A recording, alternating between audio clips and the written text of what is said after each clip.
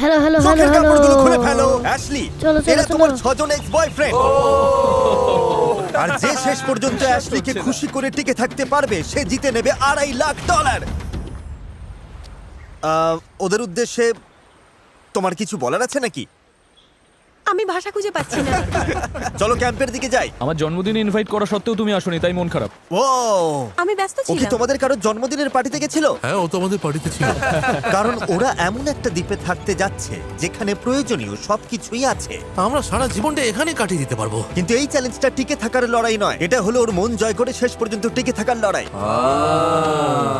প্রত্যেক 5 দিন অন্তর অ্যাশলি তোমাদের একজনকে বিদায় করে দেবে, আর শেষে যে টিকে থাকবে তাকে একটা কঠিন সিদ্ধান্ত নিতে হবে। সে কি প্রাইজ মানির ভাগ অ্যাশলিকে দেবে নাকি পুরোটাই নিজের কাছে রেখে দেবে?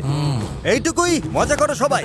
আগামী 30 দিন আমার মনে হয় না অ্যাশলিকে নিজের আঙুলটা পর্যন্ত নাড়াতে হবে, যদি না সে নিজে চায়। না, আমাদের ওর জন্য দোলনা টাঙাতে হবে, সবকিছুতেই সবার আগে থাকতে হবে। আপাতত এই ছায়ার জায়গায় বসছি। এই ছেলেটা তাহলে সব সামলে নেবে। আমি অ্যাশলি, ফ্লোরিডার ফোর্ট লডারডেলে থাকি। এখানে একটু মজা করার সুযোগ পেয়ে চলে এলাম। আমি শুধু দেখতে চাই এই সম্পর্কগুলো কোন দিকে যায়, সময়টা ভালোভাবে কাটাতে চাই। এই নিন আমার রাজকুমারী, আমার রানী। সত্যি বলতে এই ছেলেদের প্রত্যেকের সাথে আমার সম্পর্কটা আলাদা। মিচেলের সাথে একটা রোমান্টিক ব্যাপার আছে। এখানে এসে খুশি? তুমি কি এখনই আমাকে ওইভাবে দেখছো? না, এত তাড়াতাড়ি? না। বাকিদের মধ্যে কারো কারোর সাথে আমি একটু আধটু ফ্লার্ট করি, আবার কেউ আছে যারা শুধুই বন্ধু। কে আগে যাবে সেটা নিয়ে আমার একটা ধারণা আছে, দেখা যাক কি হয়। এই এক্সপেরিমেন্টের মূল উদ্দেশ্য বেঁচে থাকা নয়, এটা হলো অ্যাশলির মন জয় করা আর তার বিশ্বাস অর্জন করা। আমি বলছি না যে কাউকে বিশ্বাস করি না, তবে বিশ্বাসটা তাদের অর্জন করে নিতে হবে। আমার মতো কেউ হলে